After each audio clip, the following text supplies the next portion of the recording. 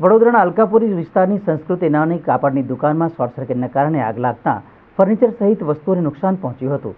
શહેરના પોસ્ટ ગણાતા વિસ્તાર અલકાપુરીમાં આવેલી સંસ્કૃતિ નામની કપડાની દુકાનમાં સવારે 11:30 વાગ્યાની આસપાસના સુમારે અચાનક દુકાનમાં આગ લાગી હતી।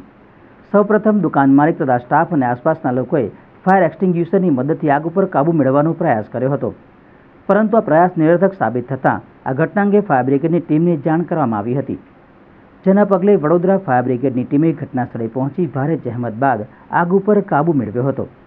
જો કે સદનસીબે કોઈ ઈજા કે જાનહાનિ થવા પામી ન હતી।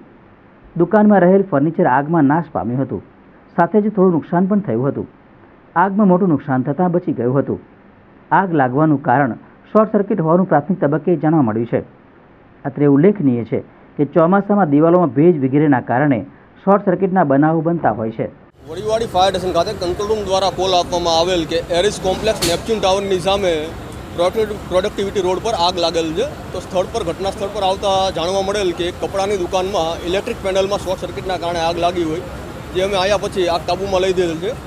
કોઈ જાનહાનિ નુકસાન થયેલ નથી।